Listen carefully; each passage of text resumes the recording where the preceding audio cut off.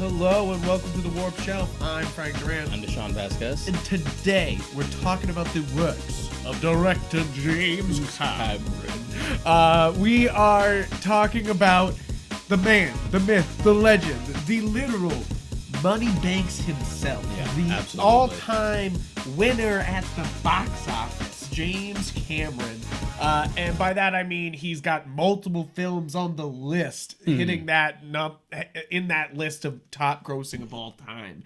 And he may have beat down by an Avengers or two once or twice, but he's always for some reason comes back and wins with Avatar at the moment. But we're going to talk about directly his directorial efforts here. Yes. We're not going to be talking about his producing or his writing, which he is very much known for. Yeah, he has like credits on stuff like Rambo 2. Yeah, which exactly. he was working on at the same time as Aliens. Isn't that wild? Yeah. You're just like, what? Man's a machine. He also has like earlier credits. He was like of that Corman school, right? like everyone else. So I love it. He has credits as far back as like Escape from New York, where he was one of the effects supervisors. Right? You're Yeah. just like, what? What did you say? Which I guess would be a precursor to like the rest of his work, because he's always trying to push the envelope as far as like effects are concerned. Right? So it's like kind of his little he's already started down the path. Gotta innovate, gotta push it forward, gotta raise the bar. But we're basically going to go through chronological order all the movies that he has directed, and kind of going through kind of a class of what and I don't mean to make it like a class, but us talking a tour, a tour of James Cameron's directorial. We got so many greats here, and we'll go through the list real quick so that way we can go through them. We have Piranha 2: The Spawning, the Terminator, Aliens, The Abyss, Terminator 2: Judgment Day, True Lies, Titanic, Expedition Bismarck, Ghosts of the Abyss, Aliens of the Deep, Avatar, and then Nothing. Turok, the First Flight, which is not that's not a movie. We're not going to talk about. We're not going to talk about the not Turok, which was super disappointing to me. I was like, is Disney doing Turok? And then I was like, no, just James Cameron stealing the name. I was like, come on, Was it bad that he stole Avatar from us? I want shooting dinosaurs. I want dinosaurs to be shot in the face. Come on, I want it as a movie. Please let me have it. Please don't let Paul I would settle Thomas for just Anderson. another good dinosaur-esque game. Right? We haven't had one of those in a while. I'd take a good Turok. I know they're like toying with like bringing back Dino Crisis and stuff like that, but that's way off topic. Well, that's way off topic. So we are, those are the movies we'll be talking about today. And basically, when you talk about this guy, it's hard to talk about him because he obviously has flaws, but has been recognized by the box office and basically the general public as number one most. Yeah, one of those big heavy hitters. Like a living legend in our time, basically, where, like 50 years from now, they'll be like, oh yeah, James Cameron, like number one in the box office for like ridiculous amount of Push times. the envelope here, push the envelope here. This is how he helped change film in this respect. Yeah, he's kind of got implications further down the line, kind of like a Robert Zemeckis, in a way that he pushes the technology so much so that it changes the way that filmmaking is even being done. And I'm not saying and I mean no exaggeration when I'm saying that about James Cameron. He literally changes the way they make movies, right? Yeah. Almost every time now he changes it and kind of sets a new bar. And yes, a lot of people are like, he's a shutout, and they got lots of complaints. But today we're gonna be decently nice to James Cameron. No, I'm just kidding. We're going to examine him in the way that we examine any one of our directors. And you can watch all the other works of episodes we've done. Yes, exactly. Please check out those episodes, and we'll get right into it. So first off, you have Piranha 2: The Spawning. This is the only movie on the list I did not watch, guys. Out of all of these, I've seen everything else. I was not going to watch this because no. How dare you disrespect Piranha 2, Frank? What are you doing? This is the first sequel that James Cameron took over. Without this, we wouldn't have Aliens or Terminator 2. I mean, yes, this was definitely. his first one to jump in. And it's funny that we talk about this, and I know I'm making a joke about it, but it is weird how watching Piranha 2, you could sort of see those elements of just like, this is how we have to shake things up even that early on. Yeah, like he knew how to be like, let's step up the Piranha formula. Because Piranha 1, which I did rewatch just to rewatch it, I'm like, whatever, it's dumb. I like Joe Dante's stuff. Yeah. And I've already been on a horror kick anyway because we're halfway to Halloween and it's close enough for me. So Piranha is very much just like, it sure is a Jaws clone, but amongst Jaws clones, it's probably up there as one of the better ones. Even Spielberg said that like Piranha is the best Jaws ripoff. Yeah, right? Yeah. It's true. So it's silly, it's ridiculous, it's very like sci-fi. To be fair, I've seen the other Piranhas. I just wasn't going like this week rush and watch Piranha 2. I was like, sorry guys, we'll let Deshaun take that fucking bullet and he can explain. I mean, it was Piranha 2 dumb. to you guys. Wasn't too much of a bullet, really. So with the big difference between the two movies is that with the first one, you get the stupid like, oh, these are military experiment piranhas. They're super piranhas that the government's been experimented on because we got to beat the Russians. And then they get loosed on upon the public. And Piranha 2 takes the sequel thing of like, we got to change it up. We got to make it bigger or better. Oh, it's one alien. It's multiple aliens. Now there's a queen, etc. Here, it's just like, oh, now the piranhas have mutated like flying fish so they can fucking fly. And you're like, wait, what? Now they're sophisticated. They've mutated. They're hiding inside bodies. Kind of like a facehugger embryo. You're like, which would be years before you would do aliens. So aside from that, it's dumb. It's not as good as the first one. As well. Good as the first one. But it's dumb fun. And it is funny how you can sort of see like that James Cameron mentality still that early on. Even like one of like, Corman told me to take up this sequel. Seriously, and I if anybody's wondering, I do love Corman. I think that I'm so down for them reviving Toxic Avenger in the next coming years. They're like, we're doing a full budget Toxic Avenger, and I'm like, yeah, baby. Everybody needs to know who Toxic Avenger is. Yeah. But basically, I'm down. You know, if you listen to this podcast, you know one of my favorite things about filmmaking is kind of being able to see the great work that's going into making the movie. And Corman, even though sometimes it looks bad, always is putting such love and trying into his movie, into the movies that he works on, and it just makes these like he's always been like a very economic like producer and director. It's just like, do what we need, see where we can cut costs. It doesn't need to be this expensive, etc. Which you have to sort of admire that sort of old school attitude of just like, no, anyone can make a movie. You just need this, and this, and we can just get it done. Oh, we don't have the money for it. We'll figure it out. Right. I always love that attitude. The fact that he's still working today, and how old is he? This is what I'm looking up now. Yeah. 95 years old, he's still working. Oh my God. He's crazy. That's wild. He was on one of the last episodes of The Last Drive-In. Really? Now that the season had wrapped up. That's because nice. One of the last movies for the season was one he directed, Humanoids of the Deep. Oh, okay. That's fun. Yeah. Real aquatic monsters are stealing our women movie. It's really stupid. Aquatic monsters are stealing our women. Yeah. You know exactly what type of movie you're like, in oh, for. okay. But just the stuff that like he still has a bunch of projects underway and he's still such ahead at like New World and still working even though he's so old now. It's amazing. Yeah. And that's kind of the pedigree he comes from. I think all the film greats of the 90s learned from the film greats of the 70s.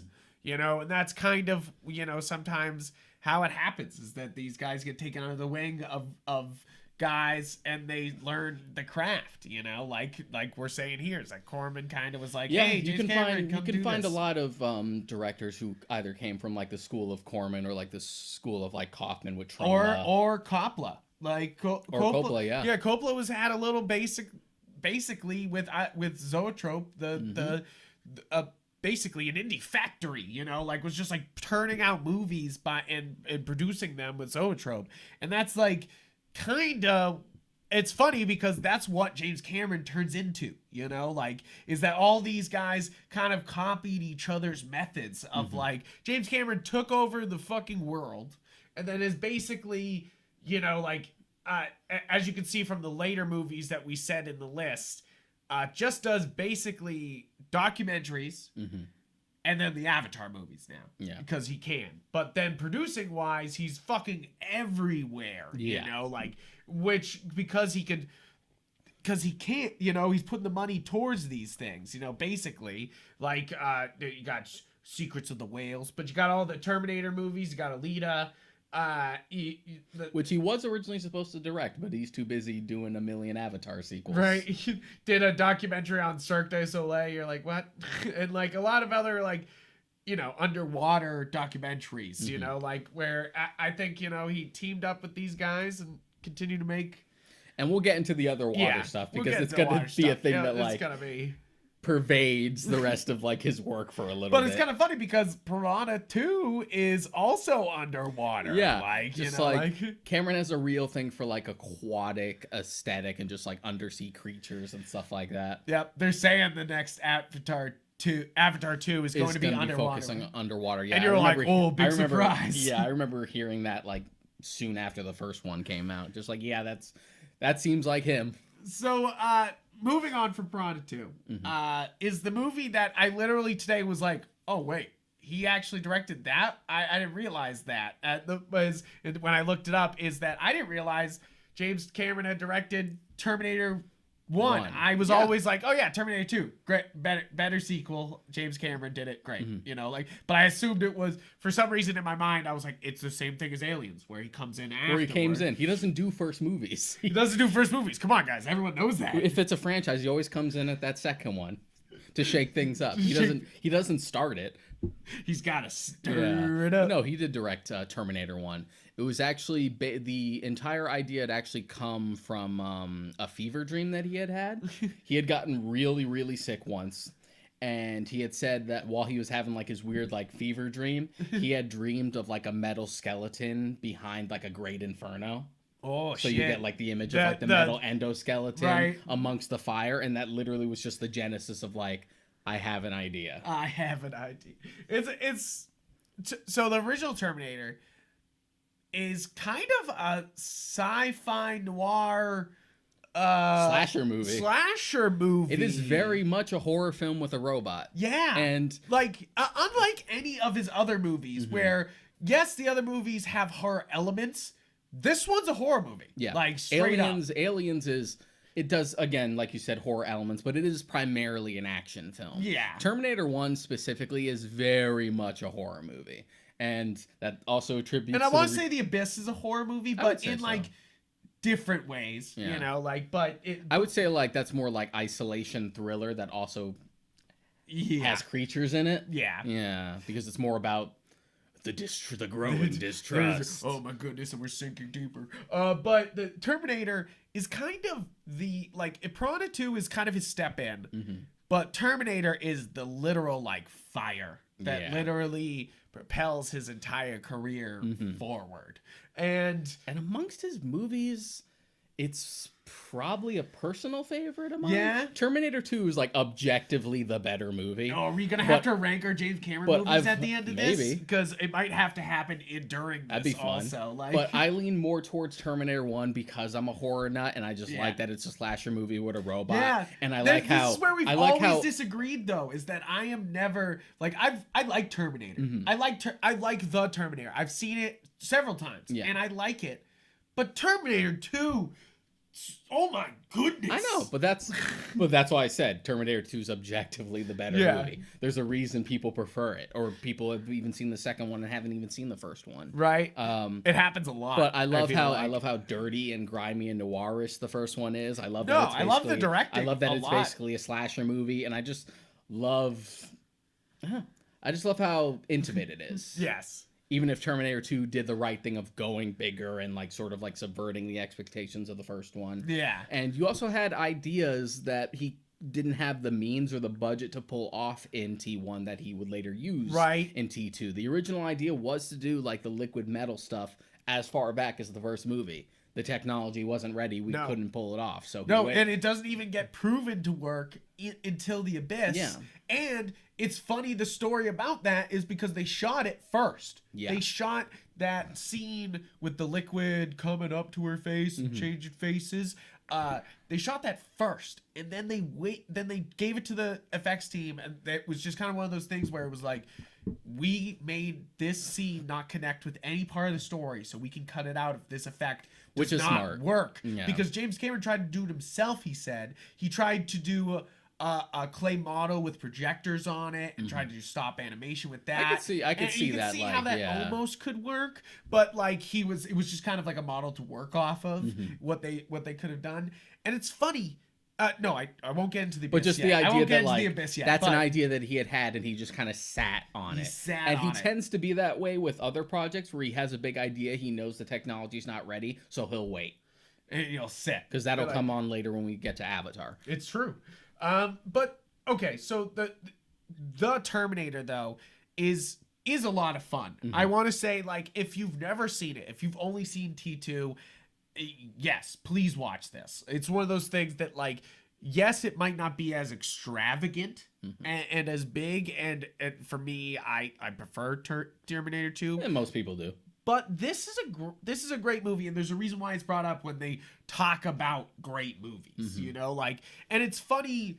There's also the real big thing that propagated like Arnold's career. Yeah, and I think it's funny because I think that, you know, James Cameron, I think you got to say it kind of right away, is that James Cameron kind of burns, like, you know, has this like start where he is so creative and is putting together these technical marvels, and he still is. He's putting together technical marvels, but is he putting together great movies anymore? And that's always the debate, I feel like. Yeah. Is that, and that's what I mean by we're going to be fair to him, but we got to kind of bring this up, is that he starts off so strong with the Terminator and Piranha 2. Like, Piranha 2 is a bad movie, but that's almost not his fault. You know, like, almost, but it is. It's a Piranha movie. It's a Piranha That's movie. basically how it's summed up. But like the Terminator is his first like lightning bottle catched it, you know, like holy crap, and then goes right into Aliens. This is a name to look out for. And then The Abyss and Terminator 2. How many years was between T1 and Aliens? Was 2 years. It was 2 years. So Terminator was 1984 and Aliens was 1986. Because I know there was trepidation on set, because we can pretty much just go into Aliens now, I would say. Well, so yeah, is there anything else we got to say about Terminator? I mean, the effects wise, pretty darn great. Yeah, there are some like, oh, that's Arnold's head is like an animatronic model that doesn't look too great, like the whole scene in the mirror where he's like taking out his like false eye and stuff like that. Doesn't look too great, but the metal endoskeleton looks great. The makeup where he's just battle damaged looks good. Yeah. The fact that they actually like built the metal endoskeleton from the top down, and it was actually made of steel, which made it way too heavy and impractical. You're like, they realized. Oh no, what have we done? Oops. It's kind of what, it's a technical Marvel movie. It's a genre movie, which is what I think is kind of what's another thing about James Cameron, is he is a genre director. Yeah, like, absolutely. And it's funny that a genre director is the most successful director of all time. You know, like money wise, we're not talking anything. You know, like I mean, you could talk many other things for successful, but like if we're talking the guy just the most like commercially viable, viable and commercial success consistently is gotta be James Cameron, like no question. Like, and so Terminator 1 was a good start, and then he had like other projects in between, like he was the writer for the second Rambo film, which you have to clarify because the titles are so goddamn confusing, while he was working on a treatment for an Alien sequel. And the interesting thing about as good as T1 is, it was a success, but it wasn't huge until like as time went along and stuff like that. because there was trepidation when he was brought onto Aliens of like this whole like, who is this new guy stepping into the franchise? Because Alien is such a beloved film, and Ridley Scott, a prestigious director at that point, who had like decades of experience working up the ladder in England.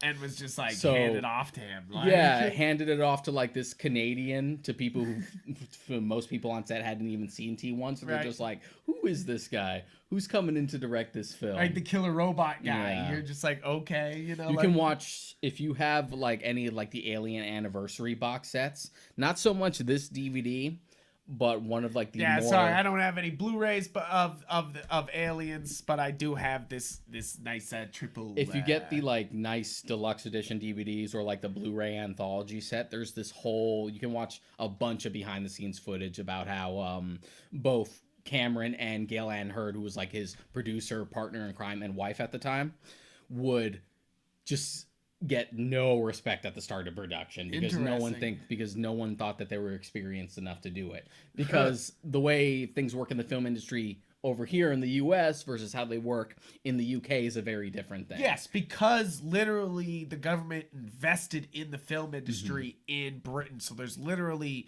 you go to film school, it's like a film academy. You go on to work on films. It's and like, you start at the bottom and you work your way up, and you pretty much, you get promoted. Very much unlike American cinema, where it's like, just we'll do what we want. Who do I know? Who do I, like, what am I doing? Type of thing, like...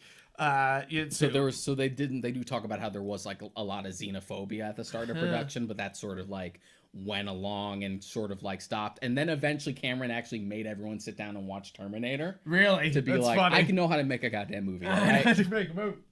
That's actually really funny. He's just like, please watch my movie. Basically. What, the Piranha one? No, the other one. The other one. So Aliens makes a like top contention here for my favorite James Cameron movie here, because it's hard. Terminator 2 is one of my favorite action movies of all time. I love it. But Aliens is also one of my favorite action movies of all time. It's iconic right from the fucking get-go. And I know, again, this is another situation where we also slightly disagree, where you like I prefer Alien. Yeah. You like Alien. I am so much more of an Aliens guy, just because everything is so amped up the whole time, and it just drives forward. And I think that's what's so successful about Aliens, is that where Alien builds an atmosphere and fucking brings you into the chill, and then chills your bones, and then scares the shit out of you, the Aliens is like, look at Alien. Yeah, both films are like hugely influential for like films going forward in two completely different ways. Like, you basically don't even get the Halo as a franchise without Aliens at all. Like, but the reason I prefer Alien 1 is because, once again, it leans more towards horror. I like how isolated it is. Leans towards the horror? Yeah, the horror.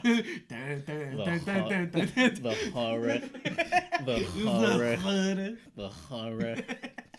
And just, even if it's vague about it, it also seems to just have deeper ideas. A long, deep lore. Yeah. This actually, it's funny because I've actually been on an Alien kick lately, because they have an Alien 3 audio drama that's based on an unproduced script. We were just talking about this before we recorded. Nice. And that got me on a kick, so I also listened to another audio drama based on one of the canon novels. And then right after that, I had a friend who made like an Alien meme in my Discord chat that seemed kind of reductive. Yeah. And it just made me so angry. You were just like, oh, I went on a huge tangent about it. No. So if you guys are familiar with like the whole like Chad meme, where it's like the crying face guy is just like, no, you can't do this, and then it's just like the Chad with the beard just says yes or no. Yes, no. And the joke was just like, no, you can't just make a movie that has like no morals or politics. And then the answer was just like, Alien is a movie about an alien. Which, it's funny for a chuckle, but my mind just immediately is just like, Alien is not just a movie about a fucking alien. No, absolutely not. Absolutely not. I definitely think that Alien, yes, is a deeper movie, has a lot more to say. Alien, but that's kind of even why though- I like Aliens. even though, though Aliens- Aliens is just like Aliens hey, leans- Space Marines, Aliens baby. leans a little more into like the company corruption for Weyland-Yutani. Yes. But that's still present in the first film, so you have that. Super present. But then you also have the subconscious subversion of what is effectively male rape with the way you're impregnated through the face hugger and the fact that the xenomorph is very phallic shaped. Yes. That was a conscious subversion because female rape in horror movies, especially in the 70s, was super prevalent. Yeah. And that was just like the screenwriter's way of being like, I'm tired of this. What if I turn this back around? Yeah. On the so guys. it impregnates the guys. Yeah. Like, and you're just like, oh. So you shit. have stuff like that, and also the mystery of just like what type of creatures were they, how were they made back when it was ambiguous, and before we got really stupid answers to it. So stuff like that, like the intrigue, the isolation, just how like slow it is, how much dirtier and grittier it is. If you didn't pick up what he Prometheus was saying, and Alien Covenant both suck. Both suck. We're never talking about. I would literally watch Aliens 3 over both of those movies. Yeah. I don't want to watch Aliens 3. Yeah, that's just the reason I prefer Alien 1. It just has a little more to say. But I still love Aliens because it's a fucking blast, and it is one of the best action movies ever made. It's true. It is just straight up a blast. And I think that's one of those things that, like... It's almost kind of like the Exorcist versus Exorcist 3 thing. Yeah, right? You're just like, I'm having a good fucking time. Yeah. Like, I don't have a problem with this. But it's true. This is one of those...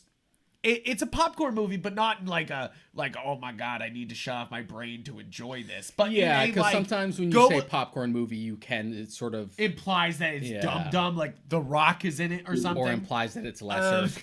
It's not sophisticated. It's not sophisticated. It's not high art. But what I mean by that is a great adventure book or movie grabs you right from the beginning and just takes you along for the entire adventure. Yeah. And what I love about Aliens is it just doesn't let up ever, you know? It just especially if you watch Special Edition, which is about half an hour longer. Which is crazy, you know? Like, and yes, this is the special. I do have the special. Don't worry, guys, I got it. It's really the only one I watch. I'm conscious of the scenes that aren't there if you watch the theatrical cut. Yeah, it's kind of like an extended edition of The Lord of the Rings where you're like, where the fuck is this? Where's this scene? I feel that way about T2 in a little less. Yeah. Just because the theatrical cut of T2 doesn't have the try to smile thing, and it doesn't have the whole scene where they take the head out and they like reverse the chip so he can become a learning machine. I do like that though. Yeah, that stuff's not in the theatrical. So when the occasional times I catch the theatricals, like, where is it? Why isn't that here? Where the fuck is this?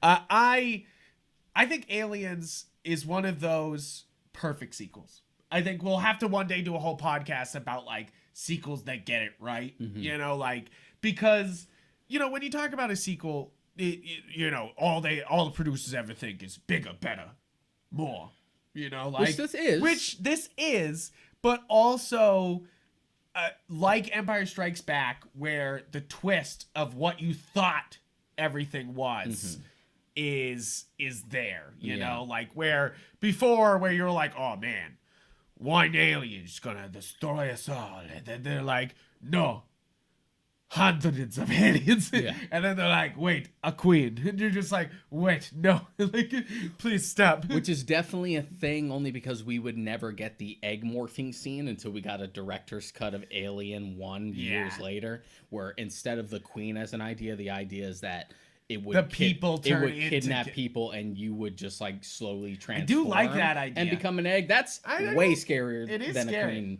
to me. Yeah. That scene really gets under my skin. That's like one of those things that actually feels scary to me. Yeah, and you're just like, ew. There's something like so perverse about it, especially the way just that scene is presented. You're like, yeah, that's way scarier than a queen. Yeah, but a queen as an idea makes sense. I think it's funny. Ridley Scott is almost the same way too, where he kind of had some great movies at the beginning and has kind of died down. I mean, he has what's the one where he's stuck on Mars? Matt Damon. The Martian was good. Martian's decent. It took me a while to watch it because I'm so wary of like modern Ridley Scott movies, but The Martian was really good. Yeah, but it's I'm definitely not as cautious about James Cameron. Of course, it's not like it's not like a Francis Ford Coppola or as I was just saying. Yeah, it's like, not as or Robert Zemeckis. Robert Zemeckis it's got, and that's a great thing about Cameron is that like definitely he's still delivering. You know, like, and sure, it's not this great. That's the problem, is that they're not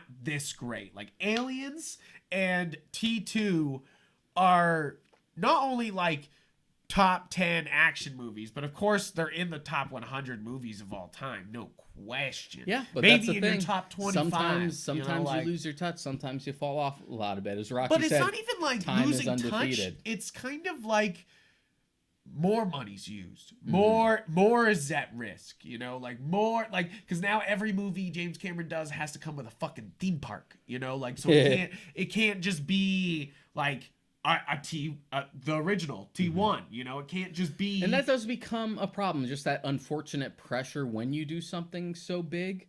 Like we had made Spielberg. I feel like Spielberg has that pressure. We had also made the joke about that in our Army of the Dead review, where we were talking about like anything coming after Zack Snyder's Justice League was gonna have like a real big spotlight on it, just because that was such a big thing that everyone talked about for a while, even though this was never meant to like be a big follow-up. Right. It's just like, it's like, oh no, this is just a smaller, like, sillier movie. It's not that big a deal. But when you have a reputation and that sort of thing that people talk about all the time, you expect, it's like, well, how are you going to top yourself? Yeah, how are you gonna go bigger?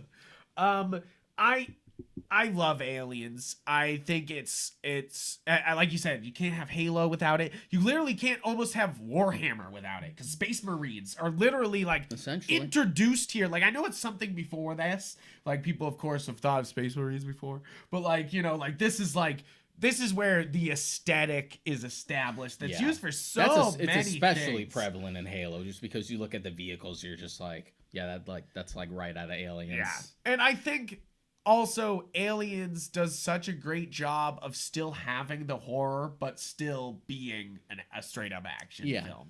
Like, it's a good balance. So it keeps its roots of being an alien horror movie, and then just being like straight up like, oh, we gotta mow these things down, instead of just like escape, survive. Like, and that's kind of why I love this. This is not many movies other than like what's the one where they're killing the bugs and they're all teenagers? I'm forgetting the name of it right now. Where they're all. It's like it's a sort of a parody. Oh, you're talking about Starship Troopers. Starship Troopers. Thank you. I was like, oh my god, why can't I remember it? Starship Troopers. There's not many alien movies where humans are just like handing out ass, like, and I think that's like, and to be fair, the Marines get their ass kicked. Yeah, they get their continuously ass kicked throughout Aliens, but they definitely like, tear them. But they still fight back, because you're still dealing with Marines as opposed to just like basically space truckers with no decent weapons. Right, you're just like, oh wait, please no. Like, it's funny that that's definitely a James Cameron trope. He wants the everyman in everything. Like the main star has to be an every person. Like, and so that way, or a projection of himself, which we'll get to. Yes, we'll get to that. Yeah. But I don't know how much more to say other than it's hard to speak about Alien and Aliens because they're so big that they've already been mined. I mean, the music. First off, James Horner. Please. Oh my goodness. I want to own this on vinyl. It's so good. Yeah, like, rest in peace. He passed away a couple of years ago. Right. Yeah. You're just like, come on. And kind of like, I think that basically, why can't I remember her name? Who's playing Ridley Scott? Why am I having such a... You mean Ripley? Ripley, sorry. Sigourney Weaver. Sigourney Weaver. Love Sigourney Weaver. First off, love Sigourney Weaver. I'm wearing my Ghostbusters socks today. I'm not gonna lift them up on screen. But I mean, I've been watching Ghostbusters since I was a kid, and like it. So Aliens. The reason why Aliens is personal for me is that Aliens is one of my first memories. Like, I'm talking, I don't know how old I was. It's like 3 and lower. But I remember looking at a TV from like a playpen. Like, so I must have been like 1 to 2. Yeah.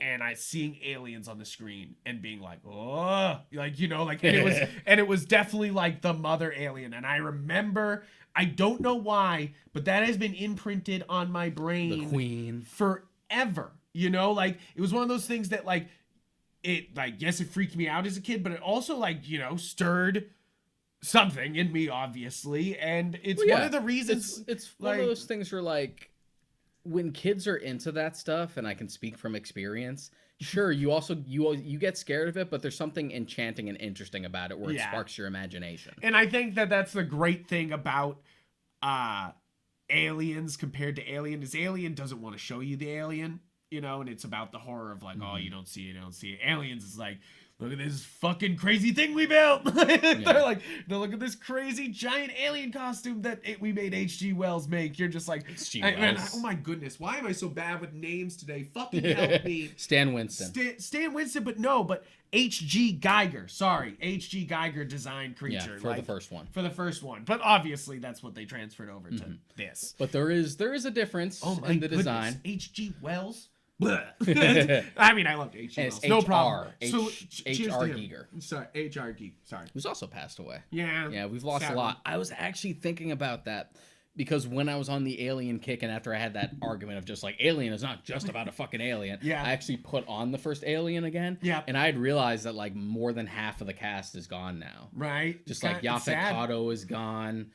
John Hurt is gone. Oh, man, John Hurt. It's just like, oh.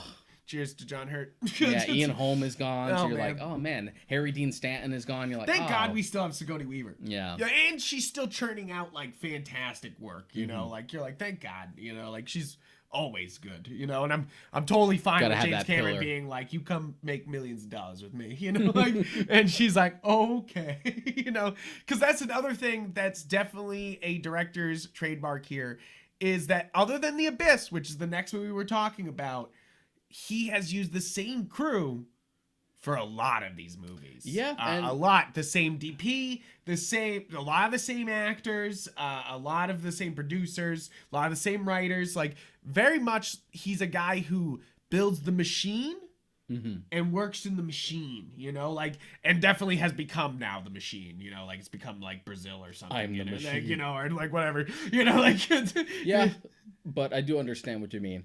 And he also has those like recurring actors who, even if they're not in every movie, you can tell it's just like, oh, those are his favorites. Yeah. Like he likes bringing Sigourney Weaver onto stuff. He loves Bill Paxton. Loves. Oh man. Another rest in Another peace. one. Yeah. That's. I mean, I haven't even said it yet.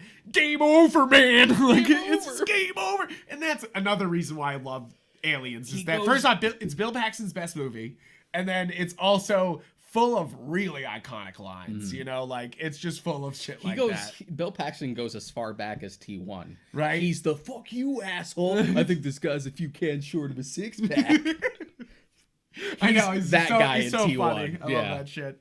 I love young Bill Paxton. I'm always like, yeah, like I'm always like, yes, more Bill Paxton. Only actor to have been killed by an alien, a predator, and something else.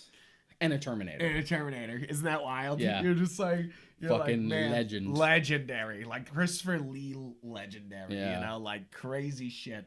Aliens, I love it. It's star-studded. It's full. It's got great cast, crew.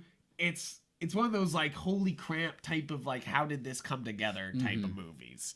And without it, it was also one of those things that like pushed Stan Winston forward as well. It was him coming directly off of Making the Queen that Spielberg was just like, can you make dinosaurs? Can you make dinosaurs? And he's like, baby. And then the rest is history. The rest is history. Literally made money forever. Stan Winston Academy is huge. Have you ever seen the Godzilla that Stan Winston made? No. You've never seen it? No, you might have to look that up for me. Yeah. So The Abyss is the movie that I actually did watch this week as like homework because I've never seen The Abyss before, and neither had I. Really, so this might be the part where we talk the most. Part of about the a movie. problem with it was that it was one of those movies that was like hard to find, like it hadn't gone on Blu-ray yet. It was like stuck on because it's DVD. interesting because it was the first laser disc. Yeah, and that's one of the issues is that it was supposed to be it was the first laser disc. And then it wasn't put on HD DVD. Yeah, and it wasn't put on normal DVD. This and True Lies have that problem, and mostly it's because, if I remember correctly, Cameron actually has a contract for like every one of his movies now. That when it comes to a new format or it needs a new restoration, Cameron has to be there to okay it. Yes, and he says it's on his list to finally okay a recut that's like a 4K recut of The Abyss. He says Yeah. it's ready. Same thing with True Lies. He says it's ready. He says it several times. He's just, there were people. of course, he's working really hard on Avatar 2. There were people who've already worked on it and said it's just like, oh, we're done. We just need him to look at it and say it's okay. Yeah. Which is just wild to think about. But I also sort of appreciate that it's just like, you're not going to restore my movies improperly. He's a perfectionist, and I think it's come out of these situations, you know, where they put out different versions of his movies, and he's like, whoa, you know, like, I'm gonna forever own these instead, you know, like, and I think it happens with The Abyss, where he starts to have more control over everything. Yes, I've seen it. The Duck Godzilla, the Stan Winston Duck Godzilla. This is a model that he had pitched. I hate that though. Before we ended up with the TriStar version. Like, thank God the one in Single Point, they have an amphibian version of Godzilla, and they don't go for like that duck bill look. They go for like more of a sea predator like face. I still don't think that looks too bad, especially because they said no to that, and then we ended up with what we got in TriStar. No, of course. I mean, yes, I probably would have liked that more than skinny Raptor Godzilla, but like at the same time, that's not good. We still had worse though. Yes, of course. From the actual Toho film, so that's a drop in the bucket to me. That's not too bad. Exactly. Just I mean, give me more. It's Godzilla, just he's got like puffy cheeks. Like tone that down, and we're fine. But we're in a different place anyway. So The Abyss is super interesting movie. Because it's a disaster of a movie. It's a disaster movie, but it's a disaster of a production. Yeah. I was reading up on all of this because it's so interesting. This is a movie that Ed Harris, who's the main star, will not talk about. And neither will James Cameron. They say they will not tell stories about The Abyss because it was so bad of a production. Now, we started to talk about a little bit with his cuts, but James Cameron is a perfectionist. Yeah. It started earlier in the Terminator. You start to hear rumors of James Cameron being a perfectionist, and then Aliens. There's stories where Sigourney Weaver said she cried a couple times because of James Cameron, and then they said that Ed Harris says he cried 3 times. That's the only stories he tells, is that like there was one time where he almost drowned and he cried after that. There was another time where they almost drowned again and he cried driving home, and then like just crying from exhaustion at one time, because this movie is nuts, because they literally do not do any special effects shots underwater, and this whole movie is underwater. Like literally. Like, yes, there's parts where they're in the modules and stuff, but mostly there's so much scenes out in the water, and you're like, holy shit. And so many movies would fake it. Yeah, exactly. And James Cameron goes, nope. Especially since now it's easier to have the means to fake it. Yeah.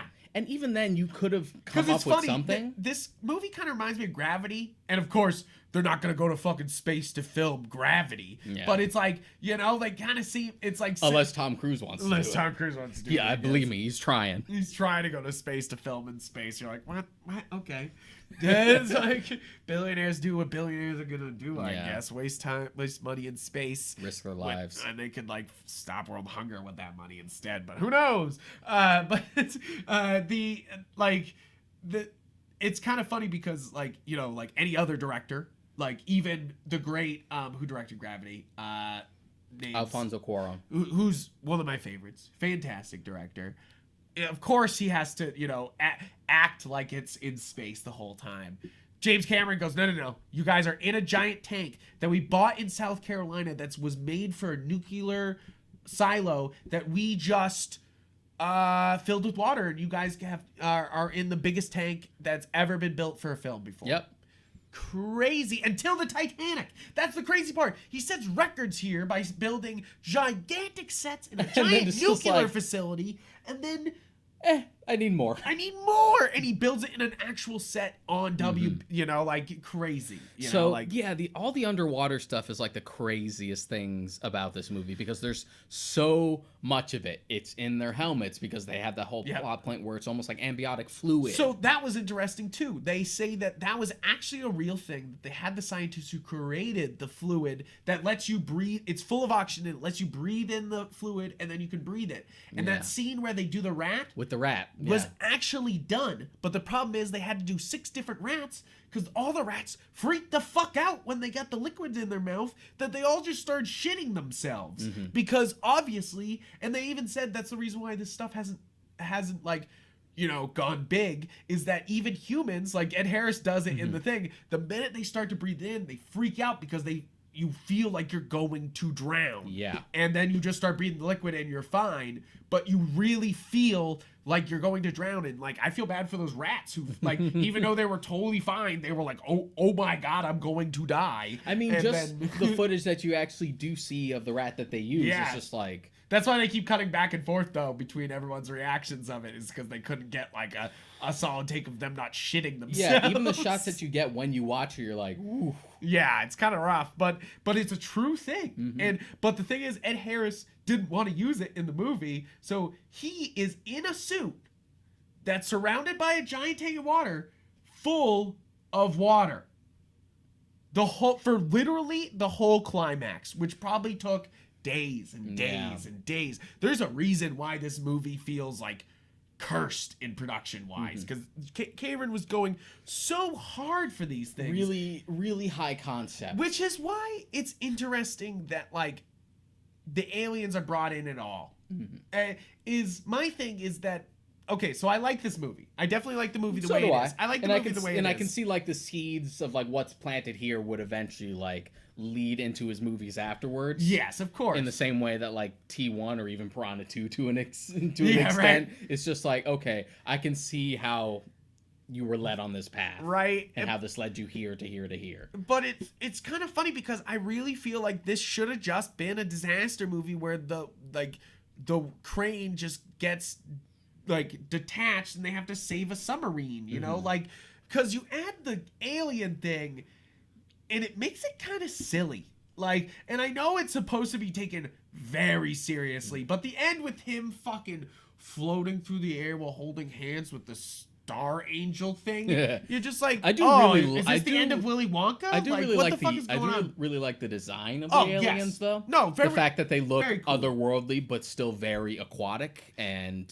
almost like creatures you could actually see in our own oceans. I want to say that the movie looks fine, it plays fine, it's not too overbearing, but it's kind of one of those things where too ambitious for its own good. Yeah, where all of a sudden it almost feels like, even though the aliens have been set up the whole movie, it feels like such a hard fucking right. And there's also like, that projection that I had like brought up before where like Ed Harris is basically playing James Cameron. Yeah. And him going through like his marital issues was something he was going on, which was going on with Gail Ann Hurd at the time. Yeah, like, oh which God. Like they were having trouble during the production of this movie. They got divorced afterwards. Oh, no. And he had written like the female lead in the film, basing it on her. Yeah, right. Yeah. You're just like, okay.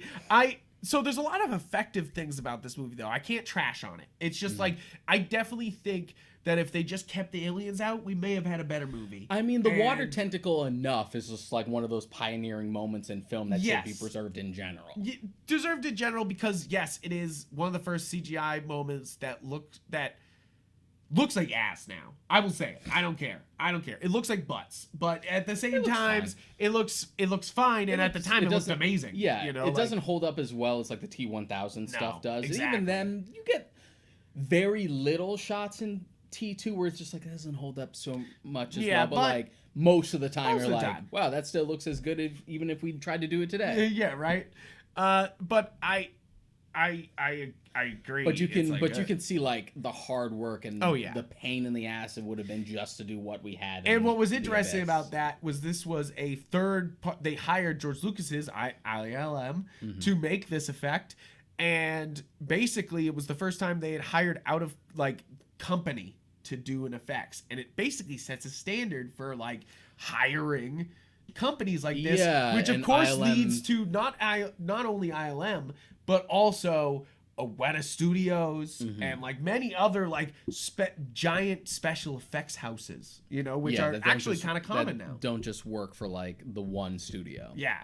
Because there's like companies that work for Netflix doing all their effects, but like they don't work for Netflix, you know, like, and you know, same thing for Marvel shows, you know, like, but it's just very Marvel uses interesting. Weta a lot. Yeah, they use Weta a lot. They like Weta. Yeah. Like, but it's very interesting because they basically start this trend right here, you know, like they're just like, oh, yep. But it's kind of funny because I think the CGI looks and the aliens don't look good. And like they look dated now. I think they look good at the creatures time. themselves look good, I don't know if the effect, but the effect around them doesn't really hold I think the up, lighting on and everybody looks really cool. and the any blue of like and the the pinks on ships everybody and stuff like that doesn't look great. I think especially to like the obvious blue screen of Ed Harris coming out of the ship after they thought he was been gone, which is a point to bring up for the extended cut of the Abyss, because there's more of that and it looks even more dated. Yes. And it's one of those things that like he sticks so hard to doing, like there was no stunt doubles for this movie. Everybody in this movie is doing their stunts and like literally swimming and scuba diving. Everyone had to go scuba training and like, and it's kind of wild. Like, you know, like that he like pushed his actors to do these things. And like, and so it's literally always those people doing the stunts, which is kind of amazing. Actually, this movie's kind of like amazing in that aspect. In that respect, but also it led to these actors having a terrible time. You know, like instead of somebody who was fucking scuba trained going down and doing it, they were like, okay, you've been scuba diving for a month, you now need to fake your death. You know, like, and you're just like, and sure, it'd be much easier now, or maybe not easier, but just like more. But because of him, it's easier now. You know, like that's definitely it. Is James Cameron has pioneered not only film technology and CGI, but also underwater rover technology and underwater filmmaking, which you can techniques. get into more detail with if you watch Titanic and Ghosts of the Abyss specifically, where it's just like he sunk his own money into that stuff. Yes. And then, as Lindsay Ellis put it in her Titanic video, he basically did what all YouTubers do now: is I'm gonna take my hobby and find a way to monetize it. Find a way to monetize it. And that's it. Yeah, exactly. And that's kind of what he does mostly now, you know, is monetizing that hobby. But and it it's is funny funny because how it you all have- starts here. you like all- Piranha, like, yes, that- but this is the big thing. That fascination with like the deep sea expeditions and aquatic stuff is so permeated throughout his entire like sensibilities and the films that he likes to make, even to the point where it's in parodies. Yep. Like, I don't know if you guys are familiar with the show Entourage. I watched all of Entourage, and I've never seen Entourage, and one of the but running I've jokes, heard good things. one of the running jokes in that film is that actual filmmakers show up, and it's sort of like this alternate history thing where they play themselves and they do movies that don't exist. And in the Entourage universe, James Cameron directed the Aquaman movie. Oh, that's funny. And he was just like, it was the most expensive movie ever made. It was a trouble production because he insisted on actually filming underwater, but it turned out to be a big hit, so it worked out. And it's so funny because I'm like, yeah, that probably could have actually happened. Yeah, right. In some like alternate universe. That's Probably very on could have brand. happened. And so the Abyss, there's so much to like here. There's some iconic moments that I actually kind of like. Their like, you know, I really like the scene where she has to like drown herself and then get drawn up. That is actually a pretty great scene for a movie that all of a sudden you're just like, whoa. And I love the crane falling down scene. That is straight up a Universal ride, and I don't know why they didn't do it as I feel like the you know, scene where they like- try to resuscitate her afterwards goes on for way too long. Yes, Way it too almost long. feels like pornographic in a way. You're just like, she's naked and cold. Stop this, you know? Well, like the way it's presented there, it's like very practical. Like, we need to open up the shirt. Let's all be adults here. Yeah. But my point is, it's just like the... No, but the actor was very cold. She says that's one of the worst scenes for filming. Was she said that was terrible because she was literally naked on the floor, everyone surrounding her, cold, wet, you know. But I'm like, also talking about like the context asking of the for more scene. takes, Yeah. you know, like because James In Cameron the asked context, for more and in the more context takes. of the scene, it's very practical. Oh yes, definitely, and it makes sense. It's something you And would it's actually funny, probably it's- see in that situation. The Abyss is PG-13. And it's got titties in And it. it's got he's got a titty in it, guys. I don't know how they got away with this. I was like, I thought this was PG-13. I think it might just be the context, the fact that it's like, oh, this is an emergency situation. It's not really sexual. Don't worry, it's an emergency titty. Yeah, no it's an worries, emergency MPAA. Because that's the thing. The scene isn't really sexualized. No, like they're literally in no way. Yeah, in no way at all. So I guess that's what like made it okay. But then again, you know, ratings like that like, fluctuate no all the worries. time. Emergency titty. But The Abyss is not a success. It doesn't do well at the box office. And it's funny because the extended edition, the specials, like I didn't watch it, but I read up on what it was, and it leans into more the aliens ending, and the aliens kind of blame them for natural disasters and then fucking wipe out all of humanity. And you're just like, okay, that's a fucking take. Like, which I of course like more than, oh, we brought all the boats up, aliens are here. But I feel like what little I've seen of like the special edition when I had looked it up as well feels like they blow their load a little too much, because I feel like when an effect like that works is when you use as little of it as possible, so you still keep the mystique of like these creatures. And it reminds me of the extended cut of Close Encounters of the Third Kind, which also sort of shoots itself in the foot, because I know you haven't seen Close Encounters. Yeah, you had to out me here. I was trying to stay quiet. Yeah, that's my big fucking... You cannot hide your shame on this podcast. That's my big film hole, guys. If you... you can get angry at me. I feel like I had a bigger one. I just saw There Will Be Blood like last week. Yeah, but that's not like a 70s classic, like, true, you know, like, but it still is one of those movies that you're just like, what the fuck do you mean you haven't seen There Will Be Blood? Yeah. But the difference is in Close Encounters of the Third Kind theatrically, you never actually see the aliens. They keep it ambiguous. It ends with like them going into the ship, and that's all. That's it. Which I dig that. In the extended cut, you actually go into the ship, you see the ship, and you see the aliens, and it's completely underwhelming. Not only because your imagination is always going to be more interesting than what they would actually put on film, but just the idea that like the aliens that we see are like super derivative. They're like the Roswell round head short thing. And at least these are weird like underwater creatures. Yeah, exactly. But like it's definitely it's one of those things again, like the horror of them sinking to the bottom of the ocean was way better than like what is living down at the bottom of the ocean. It's funny. And it looked like a bad Star Trek effect to me. You know, like I know it looked a lot better, but it looks like a Star Trek Voyager effect. I can see that argument of just like, this is just fine. It's just like a thriller with the submarine sinking. Which it almost reminds me of Twister, except they're like, but what if the Twisters were started by aliens? You know, like, and you're just like, we don't need that. The comparison that I was actually going to make was or of course, what's the one where they go Michael they go to the moon, they go to an asteroid and blow it up. Armageddon. It reminds me of Armageddon, where they're like the comparison oil riggers. I was going to make was The Descent. Oh yes, but Descent's scary. Yeah, The Descent's a good movie. But I remember when I was watching it with my buddy Alex when we did the like 30 films. Yeah, he was enjoying it, not knowing that there was going to be creatures in it. When we got to the creatures, he was a little disappointed at first because he's like, I feel like this would just be better as just a really good like we're stuck in a cave, and that's fucking scary. But then we brought in creatures. But then at the end, he was eventually like, no, that was still good. No, the creatures were badass. But I can also see that like argument of just like this already works as one thing. Is that the aliens don't amount to anything, you know, like, and it feels like such a slap on. And I know that the original like idea he literally had in middle school for The Abyss. He says like he had it in middle school or like junior high, where he had a thought where it's like he saw a project where they go to the bottom of the ocean, and he was like, oh, what if they were at the bottom of the ocean and they saw an alien presence, and then they fell deeper into the ocean and met the aliens. Yeah. And you're like, that's a cool idea. It's a novel idea. It's a novel idea, but the problem with that is that there's no pull through, you know, and I don't know if if the aliens amount to anything. It's just like this weird like focus issue with the film, because we changed it from, it was supposed to be scientists, then he changed it to oil riggers. Yep.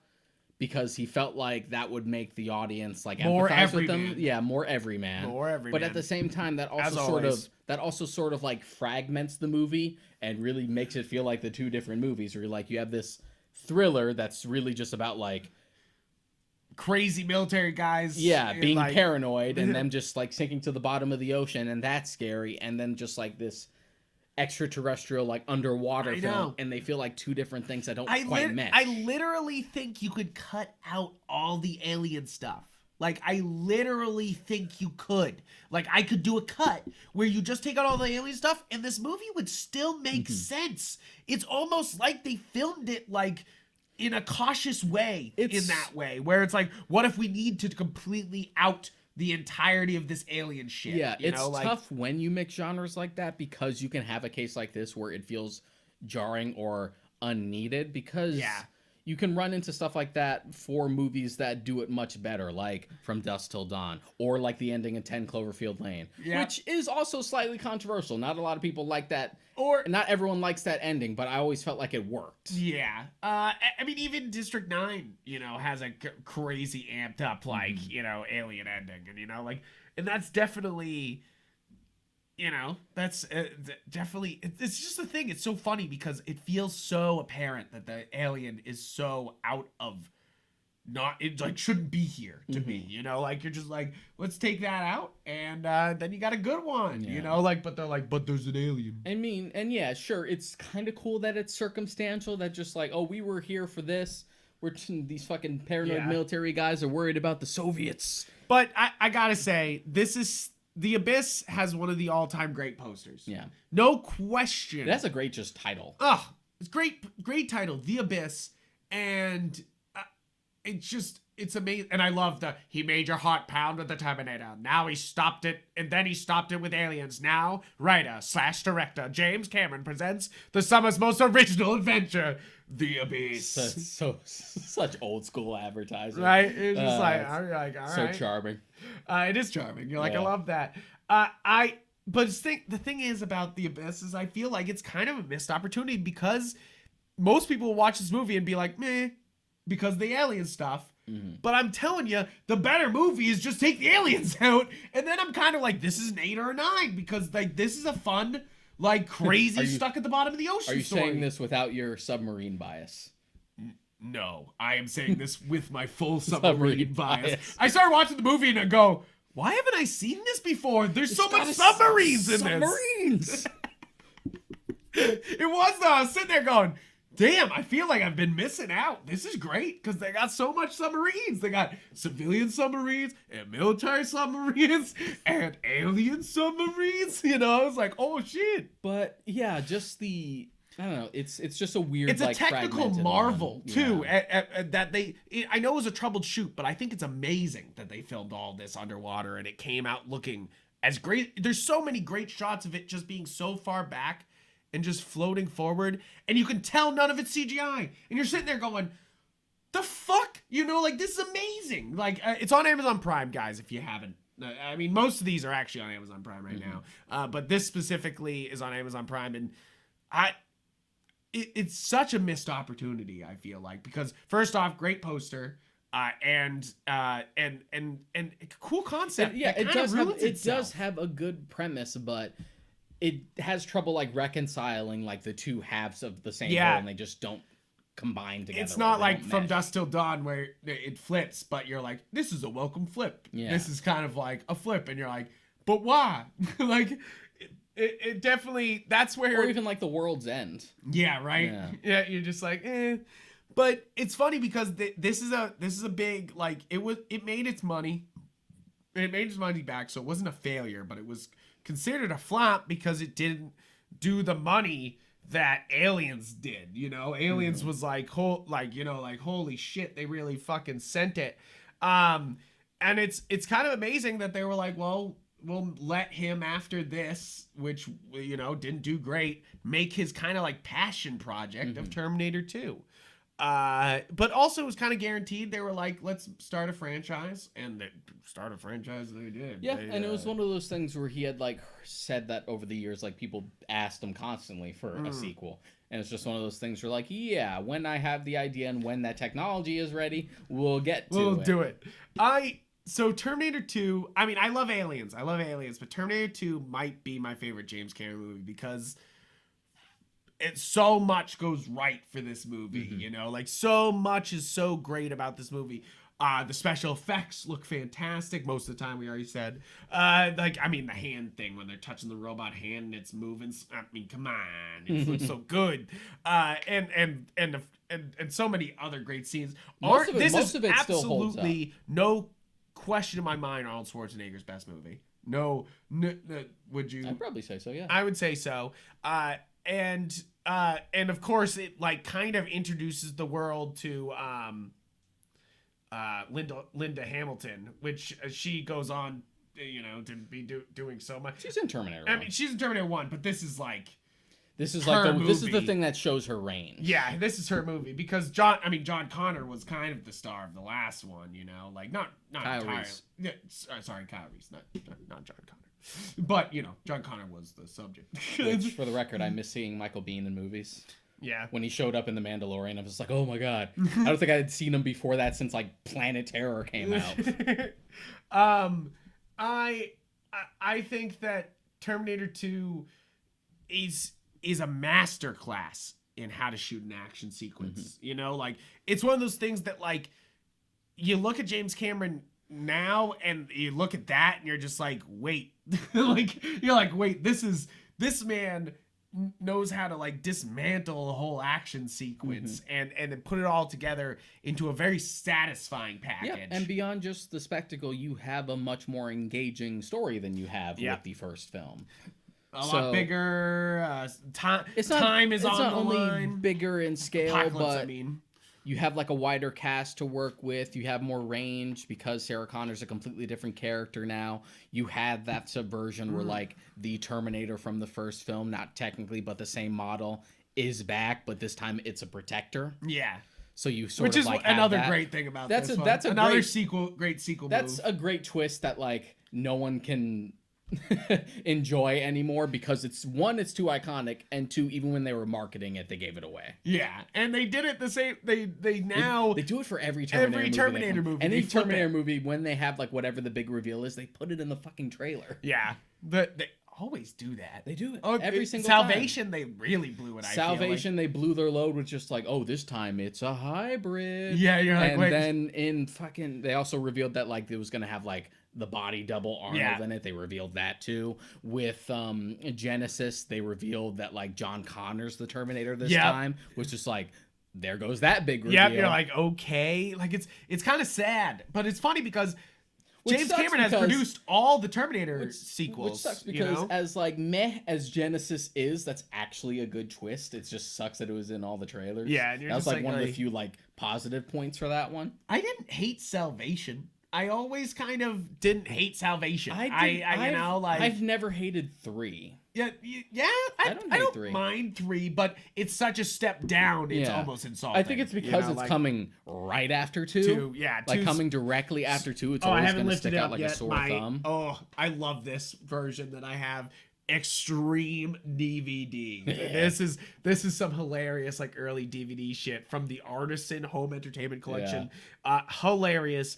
And it's so funny because it puts your system requirements for putting it on your computer, so you can play the special features on your computer and stuff. It's fucking hilarious. I remember having old DVDs that were like so early on in DVD life cycle that they would list like menus as a special feature. Right, I love that shit. They're like menus that move. This does almost the same thing. You're like, okay. My favorite is on this that you can put in images. If you put this in your computer, you can morph your imported images into a T1000 or a T800, and you're like, ooh, lots of like old computer game shit is on the second disc in this thing, and it's literally sponsored by Windows Media. You know, it's so strange.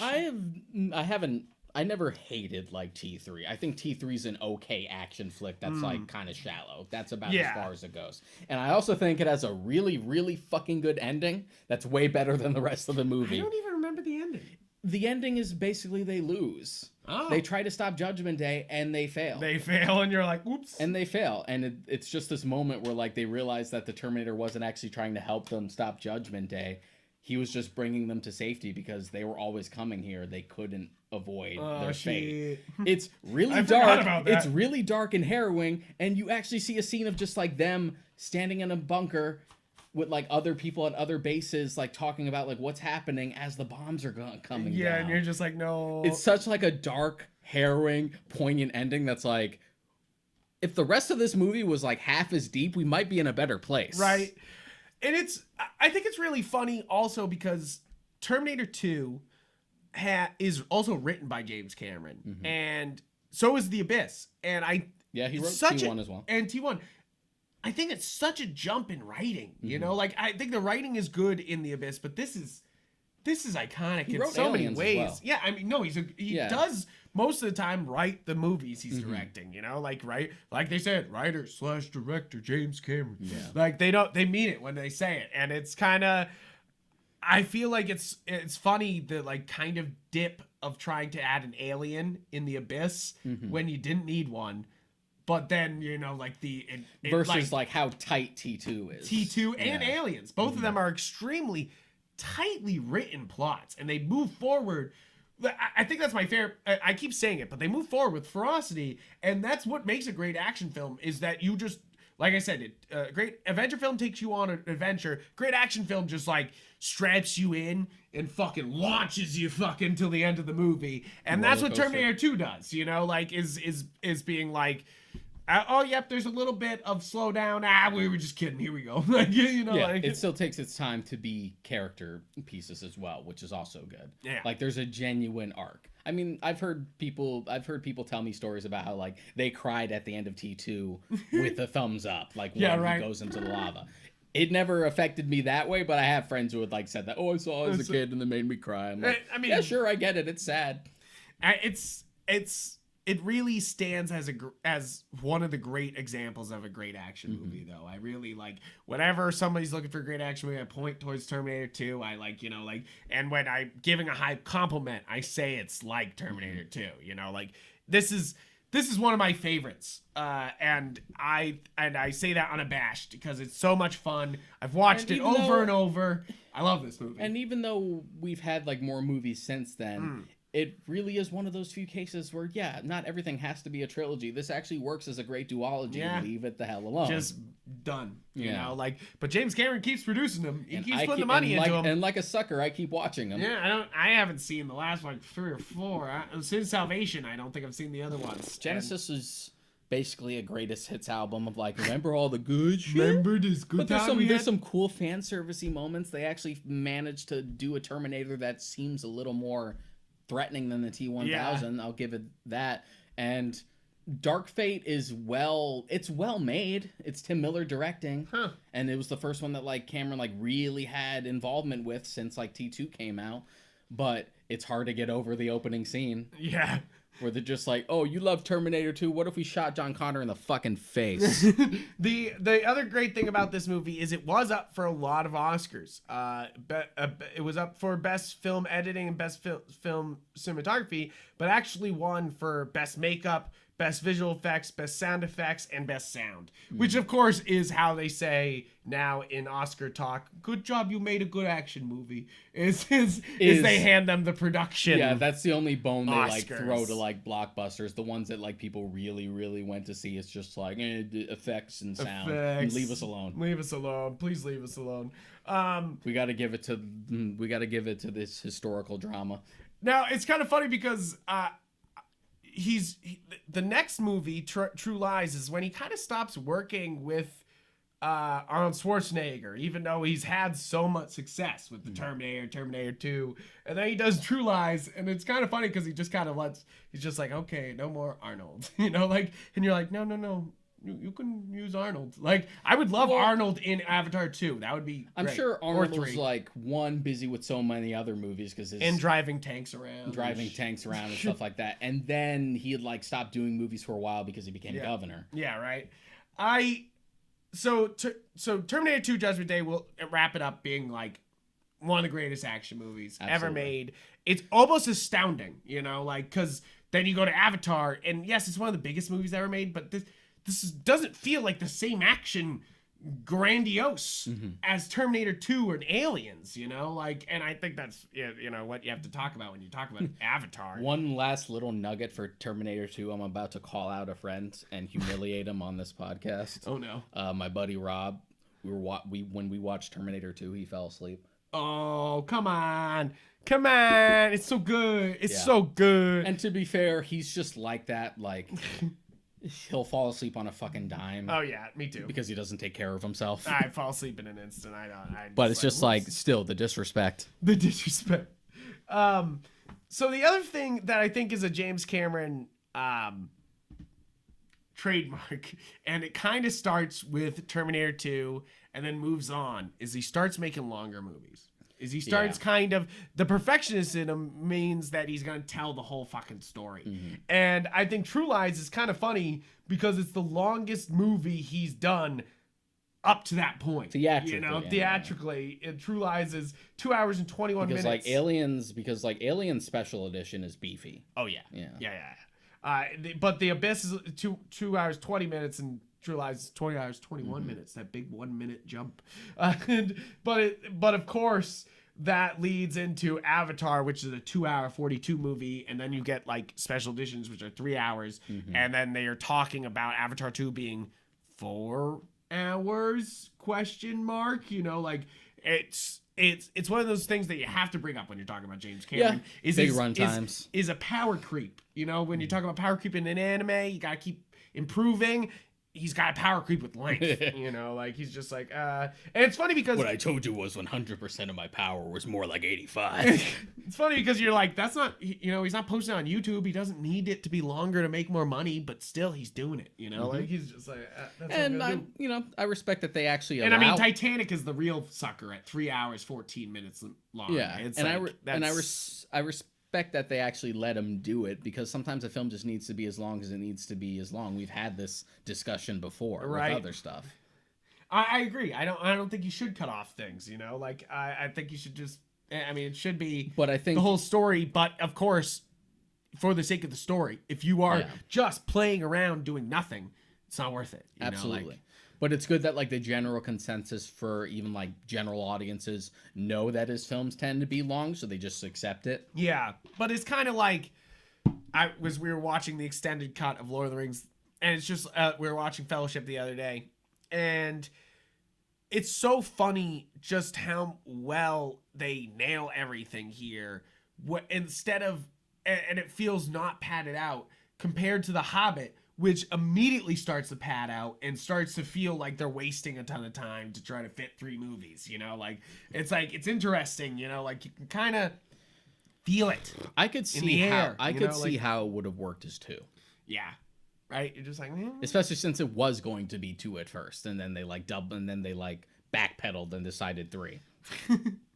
So the next movie, True Lies, is kind of the lightest of all the James Cameron movies. It's an Arnold Schwarzenegger secret agent movie. Yeah, and kind of a comedy at that. Yeah, which is funny for James Cameron, which is very like serious most of the time. Like, it's, you know, like bumbling, I mean, Terminator 2 and sort has of, like some like True funny Lies is moments, sort of like slapsticky in a way. Like, it's very funny. It sort of leans into like the cheesier sensibilities of Arnold, which isn't a bad thing. Him just always smoking cigars and like being a big dude and like finding some quote that we can make him say because it'll just sound funnier in his accent, right? And just like there's also the projection of James Cameron's divorce. I know. In this, this is the one that I feel is the most like, this is James Cameron, and you know, but for some reason Arnold Schwarzenegger, you know, and you're just like, okay, James, like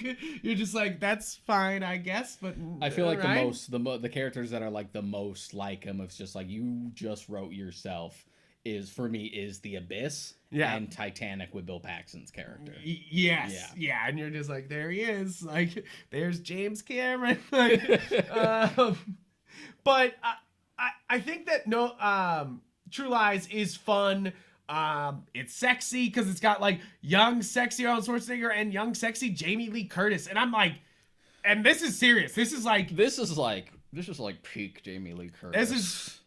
like, you know, when you think of Jamie Lee Curtis, you now think of poop yogurt, Activa, but this is back in the day when she was a sex symbol, and in a Sigourney Weaver sort of way, in like sort of a like an action star, like it's also one of her better performances because it's sort of like the delineation between like, because you have like two different eras of Jamie Lee Curtis. Yeah, you definitely. have like start of horror where it's just like, I'm just a good girl, and then the transition to like, I will fuck you up.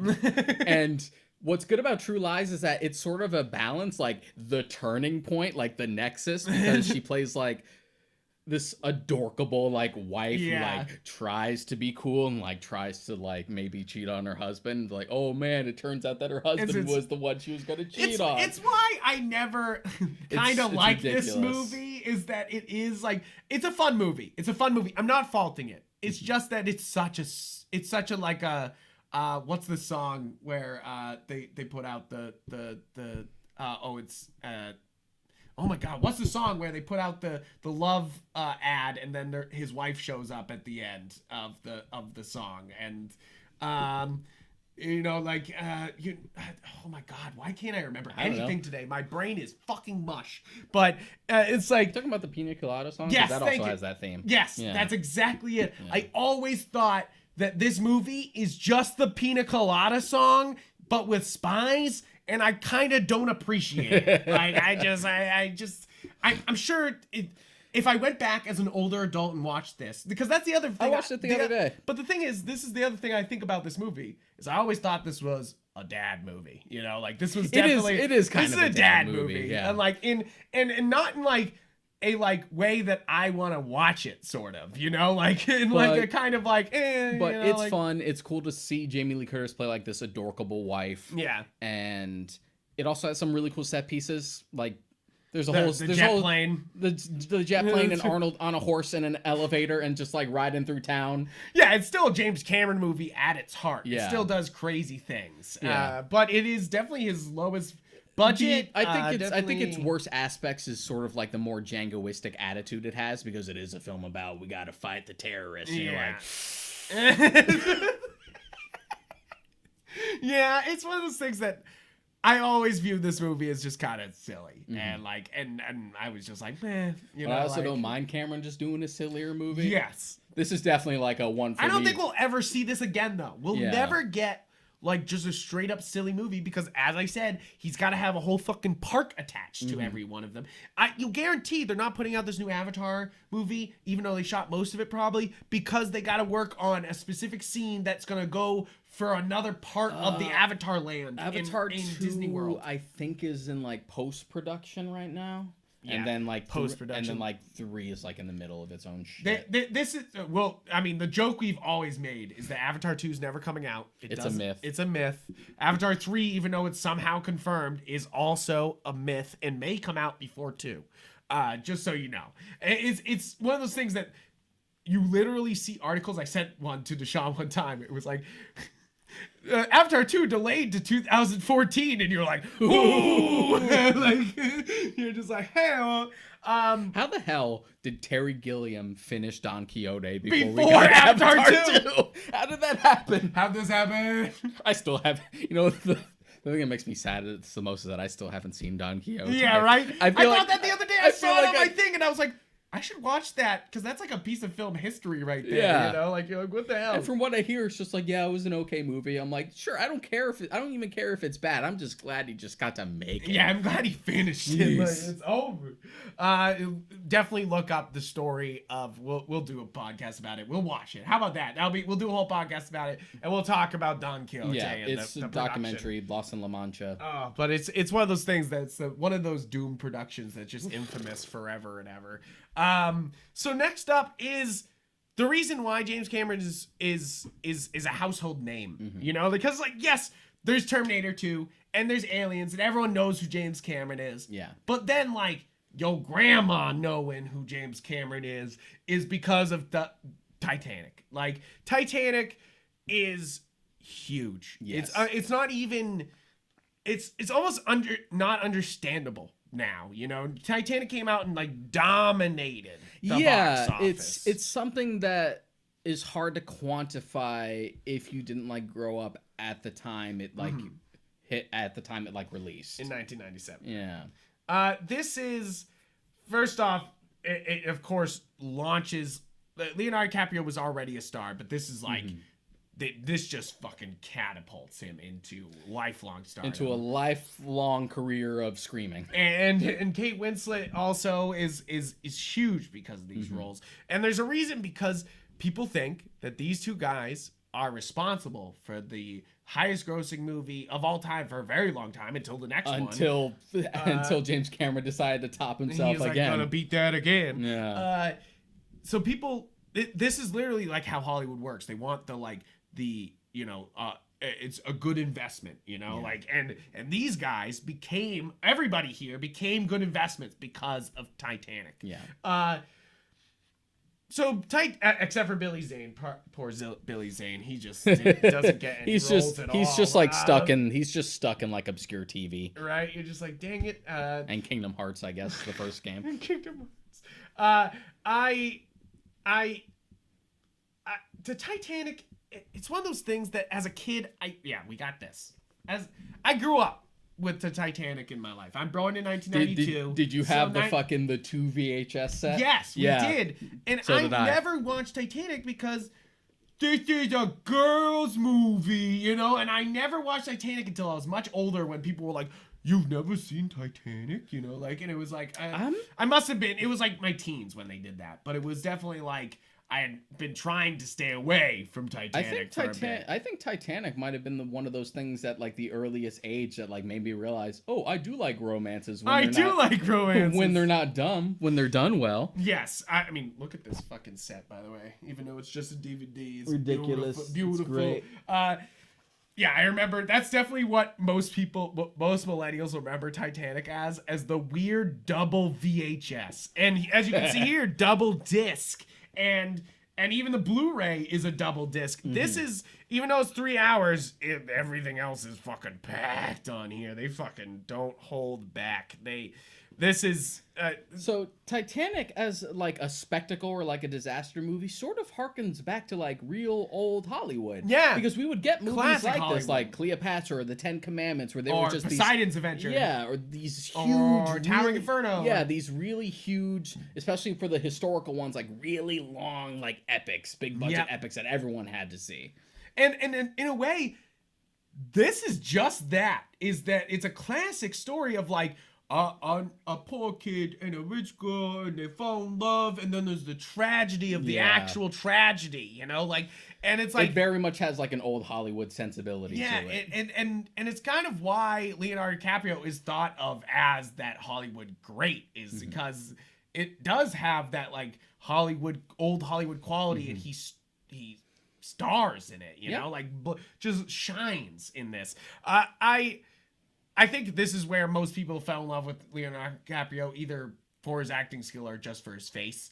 Yeah. But like it can't be understated how much this was just like, okay, here's millions more dollars, and you're just like, so oh, it became like almost too big for its own good, because whenever something gets too popular, you then get the detractors who are just sick of hearing about it. Yes. So from a critical standpoint, like I said, I was like, it's a girl's movie, which is like, of course, stupid.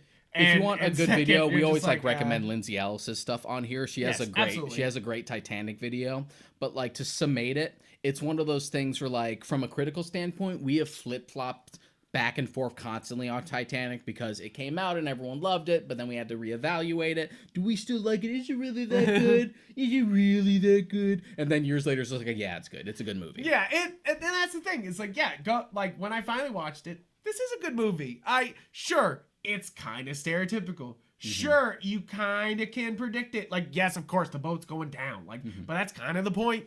And like, I mean, that's kind of why you needed to frame it with like two characters, just like, oh, the love that's supposed to be tragic, because you need something more to pull the audiences beyond just the boat's gonna sink, because everyone's going into that knowing. No. But with this, you're like, will they make it? Will one of them make it? Yeah, well, I mean, we know Rose makes it because she's telling the story, but you're like, oh, what that mean? But it is a solid movie. There's a reason why this won so many 11 Academy Awards. It set the record for Academy Awards until Return of the Insane. King. Which is good for them because this movie was super expensive to make. Super expensive. That's another production that you can like look into. So we were talking about tanks. This is the biggest tank that was ever made, and then they're trying to pass it with Avatar 2 now. But like this was like huge. Practical sets, like huge set pieces, especially as like the ship is coming apart. Try to shoot as much of it practically as possible. They let them use stunt doubles this time. Plus, you also have like the opening and the closing where it is framed in present time, and you have like the deep sea expedition, which is another way for James Cameron to like monetize his hobby. To be like, I made this just for this, but now let me actually make some money on it. Yeah, he's like, let me make the and he does. It's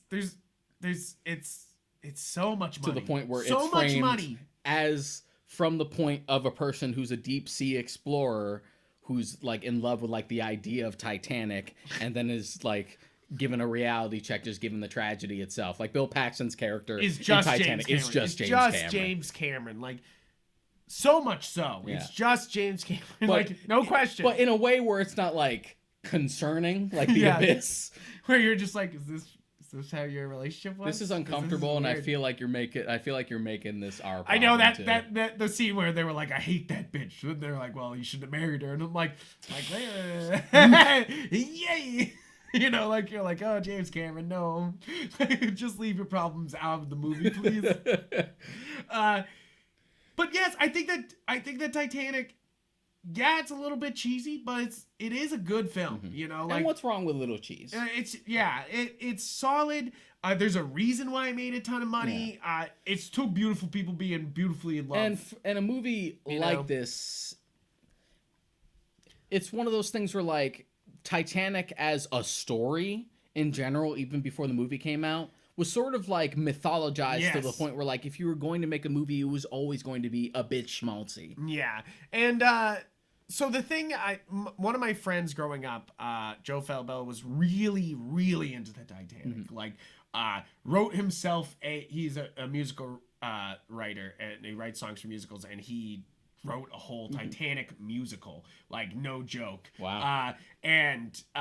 So like I know a lot about Titanic history, and he always used to hate this movie because how historically inaccurate it actually is, you know, like, and there is actual documentaries you can watch and like, you know, learn some true story stuff, but like he always used to hate that, like how historically inaccurate it was. And I was like, who gives a shit? You know, like it's one of those movies that like, you know, people always joke, they're like, the boat sinks at the end, they're like, oh, spoiler alert, and you're just like, you're like that's kind of the stupidity that goes into the movie, though. At the same time, is that so many people have seen this that, you know, you're just like, it's sort of hearkening back to like the public consciousness of what people feel about the story of Titanic more so than the actual event.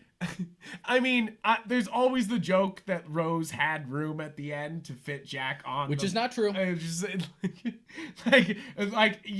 not true. Like it's not true. She like watch the movie again. They would have both died. Like there's literally a scene where they both get on the door and it starts doesn't to sink. work. Yeah. So Jack gets off. Stop bringing this up. It's in the text. It's not in a deleted scene. It's not something that Cameron had to answer for later. It's literally in the movie. Shut up. It is. I do not like. The only thing I don't like about the Titanic is that Leonardo DiCaprio is this poor boy that like works his way up to this upper society things, gets shot down for being a poor boy, and then just fucking dies, you know, like, and I know it's supposed to be tragic because of that, but it also is kind of like this weird, like James Cameron being like, the poor are disposable because I'm the richest filmmaker in the world. And you're just like, no, I don't think so. Just given the way the poor are like treated beyond just Jack's character. I'm just joking. Just like, I really am just joking. Just like the big I know that scenes James Cameron does not hate they're poor like people. gated off and stuff like that. There is like that classist thing about the Titanic. He knows what he's doing here. Like, and like he's trying to, you know, say that that's why it's tragic, you know, like, is that, you know, like he shouldn't have been him, you know, like he had so much more he could have done. That's why it's tragic.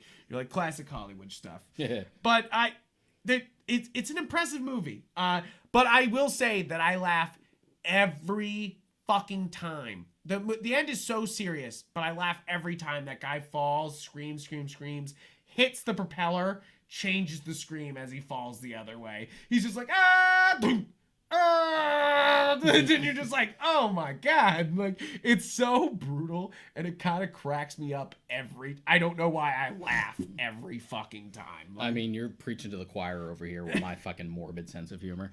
And like, yes, I think that's kind of the problem with the movie too, is it is a historical drama that everyone knows the ending, you know, like, and of course, yeah, that's the point, you know the ending, but like, and that makes it the tragedy, and that's essentially like why we framed it as a romance, to like have that end. Right, but it's why a lot of people complain this movie's boring, you know, like, is that they're like, well, you know, the boat's going down, so it's just waiting until the boat goes down.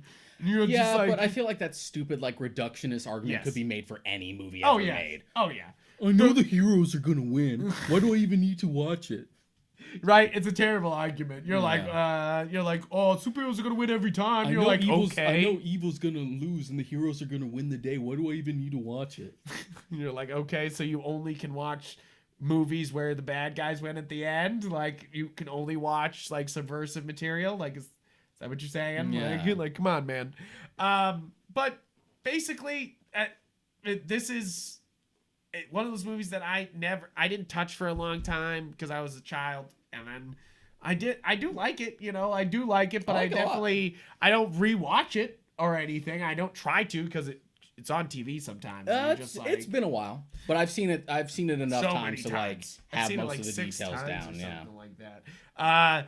So next up after Titanic is a bunch of movies that he did kind of as we were saying, the love of The deep. Of the deep. So he does Expedition Bismarck, which is interesting because Bismarck is the name of the ship in the Abyss, but obviously the Bismarck is the German battleship that was at the bottom of the ocean.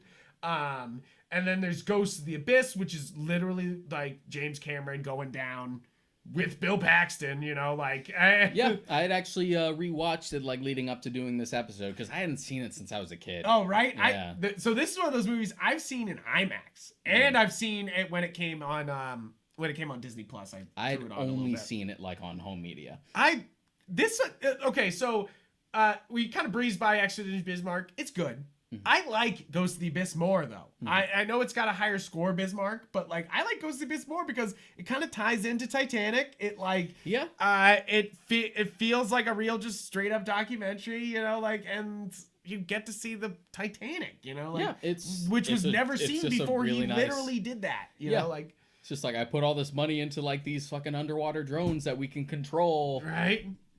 And then the next one he does after that is Aliens of the Deep, where they sign up. It basically teams up with NASA scientists to do the mid-ocean ridge, which is this crazy deep part of the ocean. This one's a little more open and contemplative of just like all these sort of like creatures. How can they survive in like these such harsh conditions? Not only with like the pressure of like the bottom of the sea, but also these like, here's like volcanic ash coming out from this stuff. Right. This stuff would like melt our equipment, and yet these little shrimps are having a good time. I love the little clips of their stuff melting, like getting close to the stuff. You're just like, it really all these show off the hardships of doing all this underwater stuff, because it really is so much to it. You know? Like there's a lot of hardship, a lot of hard work. There's one part in Ghost of the Abyss where they like one of the batteries dies for one of their drones inside the ship of the Titanic, so they have to go get it. Right, you're just like they have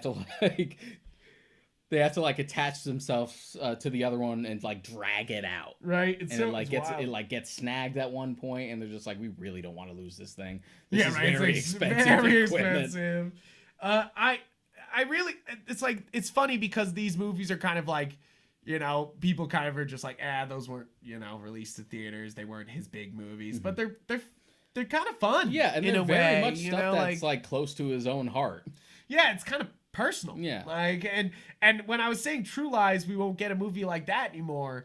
This is the more personal stuff we see from Cameron now, instead of like a fun action romp that's just Jamie Lee Curtis and Arnold Schwarzenegger. It's more like seeing what he's doing with this exorbitant Yeah. amount of money that he got from Titanic. He says it in, I think it's actually Aliens from the Deep, where he's just like, the stuff that I see with these cameras or like in my submarine when we go down is cooler and more mystifying than any Hollywood special effect I could make or see. It's true though, and that was my other problem with The Abyss. So I was like, why the fuck are we doing these weird light creatures when we could have done something like actually like sea creature-ish, you know, like scary, spiny, big, you know, like could have been really cool. But of course, that wasn't the point of the movie. Whatever, fuck it. I'm gonna stop complaining about The Abyss not having aliens in it.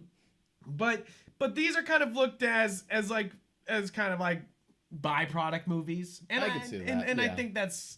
But I feel like that's any documentary when it comes to a narrative filmmaker who primarily does narrative work. Yeah, right. When they do a documentary, which does happen, I feel like they tend to be discounted in like the filmography when people talk about them. But I feel like people are going to do that with Edgar Wright's new The Sparks Brothers, which Brothers. I saw, and it was good. it was really good. Nice. I knew nothing about the band. That's the point, right? And the conceit of the film is that it's just like, this band is so influential and they're still active and they're still good and they've inspired all these artists which we're interviewing, and yet they're so obscure. That's wild. So I mean, these movies, I did see go see Abyss in IMAX, and I'm pretty sure I saw Aliens the Deep in IMAX at Museum of Science. You know, like, because of course I love the Museum of Science, Boston, so good. I gotta go again. It's been years. So I mean, I've seen a lot of these movies a bunch of times, but for some godforsaken reason, I've seen Avatar like 20 something times. Like, this movie's always on. It's everywhere. There's a reason why, because it made fuckloads of money and they're making fuckloads of money from it. This movie took the Titanic record and was like, yeah, you are nothing, and it's. Did you see it in theaters? No, so that's the most interesting part. I did. For me, for Avatar, is I never saw it in theaters. Everyone was like, see it in theaters. I saw it in theaters, but I did not see it in 3D because I don't give a fuck about 3D. I don't care how much you try to push it. I don't care. I do kind of regret not seeing it in theaters now, though, because I definitely saw it on a big TV, and I thought it was, fine. But and for a while I was just like, if it can't work on a small screen, then it wouldn't work on a big screen the same way. But of course that's not true, because when I went to Disney World and we went to the Avatar land, and they have the interactive ride where you put on 3D glasses and you're riding on one of the back of those pterodactyl like birds that they have in this movie. And it's just kind of a big universal type of ride where you're just flying on the back of the thing and you're going through parts of the movies and stuff, and they're like spraying stuff at you to make it 4D and the 3D glasses. I realized doing that ride, I was like, oh, this is why people fell in love with this movie. Yeah, because when I remember seeing it, I was like, I okay. remember having a really good time with it, seeing it in theaters, because it is like big spectacle, visuals that were unparalleled at the time. Yeah, I think that it's kind of a it really needs to be seen big, because it's fine when you watch it by itself. When you're on a smaller screen, it's fine. I really do think Avatar is fine. I don't think it's great. I feel like it's just Fern Gully with guns. Like, I don't know. Everyone always makes that comparison, or Land Before Time, or Pocahontas, or fucking Dances with Wolves. Because it is like a tired story. Yeah, which is sort of like Avatar 2. Yeah, because we've gotten out of that. Right, we're like past that, so we can just kind of go now. Please, can we go further? But I feel like you made the joke earlier that like True Lies is kind of a dad movie. I kind of feel like Avatar's kind of a mom movie. Yeah, in a way. You know what I mean? In a way, I've watched it with my mom a lot. I don't know why. But it's so wonderful. Look at the. It's very pretty. Wish I lived in Pandora. It's definitely one of the prettiest like CGI movies. Just like crazy amount. And of the occasional effects. time I like see clips from it, even now, and it's been so long, you're like, wow, this still looks pretty good. It does, and I think it's gonna be one of those movies though that they like. Disney will, because they own the rights to Avatar, will re-edit like the Star Wars movies in a couple years. When they put out Avatar 2 and it's got better graphics, they're gonna go back and like update Avatar 1, like a fucking old ass game. Like Tony Hawk Pro Skater 1 and 2, they're gonna be like, it's the same now. They're both the same. It's okay. Like, but I really like. I do make the joke of Fern Gully, but like, there's a lot of scenes that like are pulled directly from Fern Gully. You know, like it's very much like a environmentalist story that like I do enjoy. But it also has like the sci-fi elements of like being in another body and control, you know, like, and interacting with this alien species and what they're gonna do to survive. You know, like it has some deep lore here that obviously needs to be explored. We just never have explored any of it. And it's also not bad. No. Like Fern Gully, because Fern Gully's bad. No, Fern Gully's not bad. Fern Gully's bad. I mean, I haven't watched it exactly in a very long time. Fern Gully's bad. I'm gonna rewatch it soon. Tim Curry's great in it. Tim Curry's great. But that's about it. Tim Curry's great in everything. But yeah, I think Avatar, I think it's got a great cast. I think that definitely one of the, I think Sam Worthington, I think it's funny because I think he's great here and everywhere else. Not so good. And like he was just like the guy for a couple years and then he like disappeared. It's kind of sad because so what happens here is that he does Avatar and Terminator Salvation. Terminator Salvation, then Avatar. It's kind of like right in a row. And you're like, Sam Worthington's the next fucking star. And then they go Clash of Titans right afterward. And they go, Sam Worthington is worth nothing. Like, and they're like, and literally, it's like literally Clash of Titans ruins him, you know, like it really does. He does some small projects after that, some like The Debt and Last Night and like some these like dramas and like thrillers. And of course he's in the Call of Duty Black Ops series, which of course is where most people even fucking know him from other than Avatar. Is most people are like, Sam Worthington is that. And of course he's in Wrath of Titans. You're like, don't go back. You're like, stop that, dude. And it's just kind of some bad movies for He's just like killing time until Cameron's like, yo, we back. Avatar 2, 3, 4, 5, 6. Yeah, right. We doing them all. He was in Hacksaw Ridge, which is supposedly good. I haven't seen that. I've seen it. It's good. He's supposed to be in Manhunt, which is supposed to be good. I've never seen that either.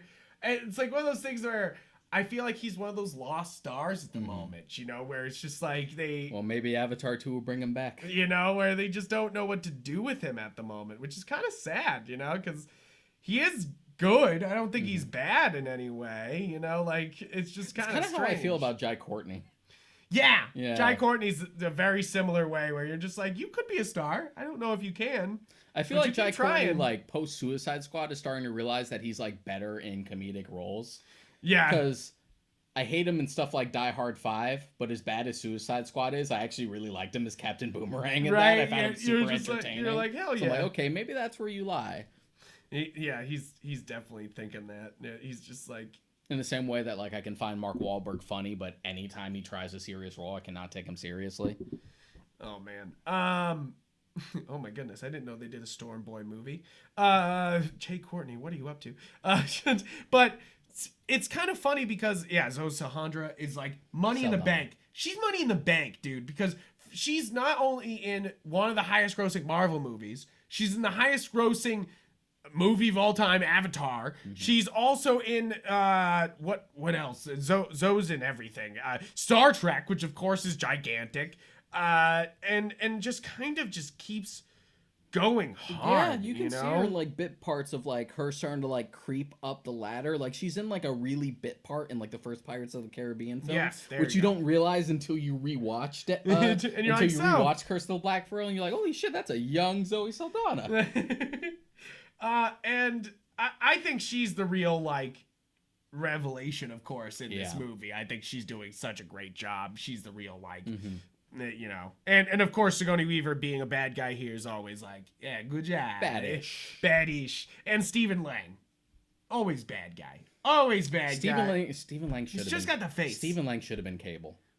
I don't. Josh Brolin. That's so true though. Josh Brolin was good, but it should have been Stephen Lang. But this is when we talk about perfectionism, I think Avatar is the ultimate like. He's controlling it too much. He's perfectionism. There's a reason why this movie, Avatar, took forever to make, and Avatar 2's taken forever to make, and they're filming Avatar 3 at the same time somehow. And like, I mean, so it's like, sure, it's big, but it wouldn't be the first time. Like number 2 and number 3, we'll just do it at the same time. We do that. But we've they done also that a few have times. Thor confirmed. But the fact that like, we also want to plan for this one and this one and this one and this one. It's I worry obviously. This is like, it's one of those things It where feels like one of those stories you're just like, this is where it all falls apart. Yes, where this could either, they built this giant machine where so many people are working for him. Especially since the giant money's been poured into this. We haven't had a film that Cameron's directed since the first one came out. You have Alita. I think Alita's a really funny case because Alita, he didn't direct it, but he wrote it and produced it and was supposed to direct it. He was supposed to, yeah. So it's like one of those like almost Cameron movies, which I think is always funny. Like AI, you know, like where it's just like almost Kubrick movie, you know, like I love those like almost movies. I think it's always fun to see a director do another director, you know, like kind of in a way, you know, like Interstellar also sort of has that energy. Yeah, you can tell it was supposed to be a Spielberg movie, right? Yeah. And you're just like, hey, he handed it off. Yeah, but especially, I mean, with the Matthew McConaughey crying scenes, I feel like that's not Christopher Nolan, that's Spielberg, you know, like him crying about his daughter. You could just see Spielberg writing that and crying to himself. He's just like looking at the camera, crying, like, and he's just like, I'm a fucking genius. But basically, yeah, that's all of James Cameron's works. That's, you know, like that's the whole lot of them. And we've kind of talked about his future stuff kind of already because it's just Avatar. It's shit. Avatar shit.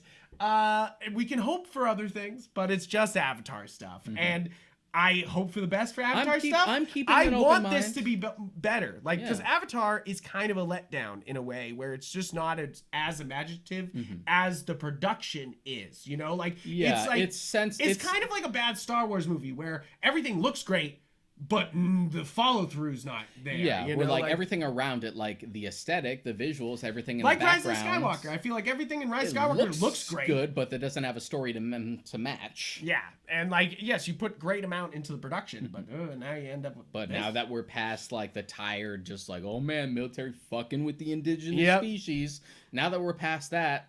And we don't need to go back to that. Yep. Maybe we can just go and just really explore the world some more. Do something with it. I love James Cameron, but of course you have to bring up the things that, you know, have gone wrong over the years. And hopefully the issues he projects. Like, hey, I make fun of Spielberg's daddy issues all the time. There's no way I'm not going to bring up all of James Cameron's divorce problems. Right. But guys, I think that's pretty much it. And please check out our other works of videos. We did Frank Darabont and a couple others, and we want to continue to do more. If there's a director that you think we should cover in a very long episode like this, within reason. Don't try to make us do like works of Hitchcock or something. Right, and we're just like 70 movies 60 movies. Yeah. What have we done? But guys, please let us know. Please, and I mean, I said Terminator 2 is my favorite James Cameron. What did you say? What would you say? Probably T1. T1? Yeah, all right, there we go. Thank you guys for tuning in. Please check out our podcasts on every podcast platform. Check out our YouTube channel. Subscribe down below. Comment. All those things to get the algorithm moving so we can keep doing the show. And please, guys, check us out on Instagram and Twitter as Yupfrank. And Mod Karika. And guys, thank you for supporting the show. I hope you enjoyed this episode, and I hope you have a great rest of your week.